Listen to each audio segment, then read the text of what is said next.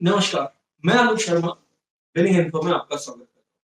आज बहुत ही एक इंटरेस्टिंग बात है, जिस बात को सुनकर मतलब मुझे इतना आश्चर्य होता है कि बीजेपी के कोई नेता किस तरीके से मोदी से बड़ा अपने आप को मानने लग जाता है। बात है गुजरात के सांसद की, जो कि केंद्रीय मंत्री हैं सी आर पाटिल जी।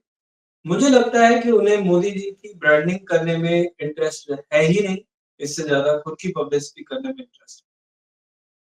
गुजरात में बेरोजगारी एक बहुत बड़ा मुद्दा है, जहाँ पर लोग परेशान हैं कि रोजगारी हम कैसे प्राप्त करें, कैसे हमें नौकरी मिले, कैसे हम हमारा घर चलाएं।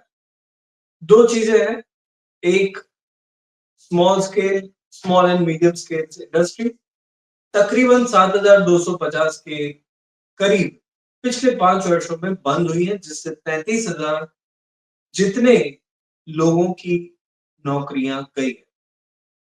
दूसरा, प्रधानमंत्री रोजगार सृजन योजना एक बहुत ही बड़े ब्रांड के साथ बनाई गई थी, लेकिन दुर्भाग्यवश गुजरात के बहुत ही कम सांसदों ने उसमें इंटरेस्ट लिया।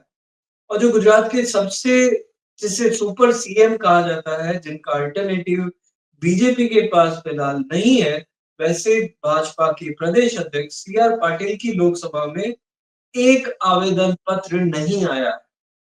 तो क्या लोगों को अब भाजपा की जो योजनाएं हैं, प्रधानमंत्री के नाम से जो योजना है, इस पर भरोसा नहीं रहा?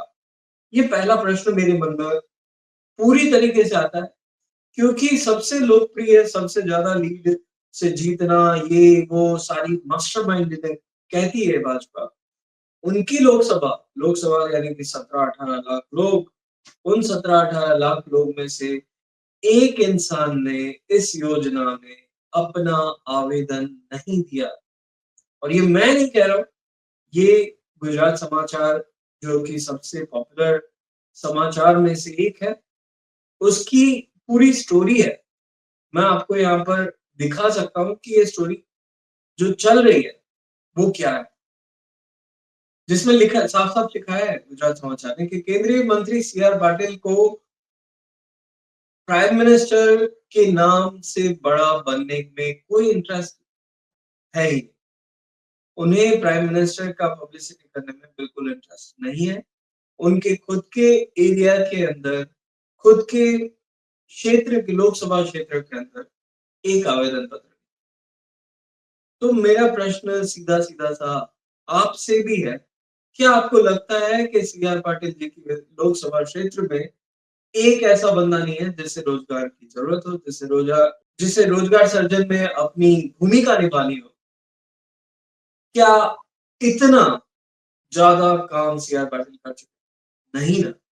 तो फिर क्या वजह है? फिर वजह यही हो सकती है जो इस समाचार पत्र में लिखा है, कि सी आर पाटिल जी खुश नहीं है मोदी जी की पब्लिसिटी।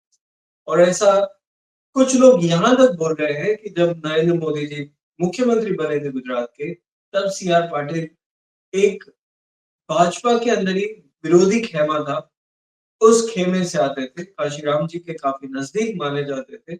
इस कारण से शायद वो आज तक उस चीज को भूले नहीं है।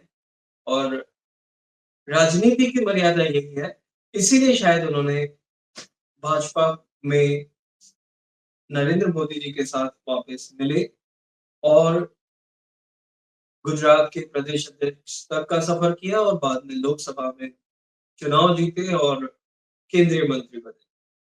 पर हर चुने हुए प्रतिनिधि को ये याद रखना चाहिए कि उनका सबसे पहला काम वही है जो जनता के हित। तो यहाँ आज के वीडियो में मैं इतनी ही बात करूंगा, लेकिन जाते जाते, अगर आपके मन में भी राजनीति में से जुड़ी कोई बातें हैं, अगर आपके मन में भी कोई चुनाव लड़ने की इच्छा है, तो इस बात को क्लियर कट समझ लीजिएगा कि आपको लोगों के हित में काम करना है। अगर आपने ये काम नहीं किया, तो आवाज उठाने के लिए एक आवाज मेरी जरूर हो। जय हिंद।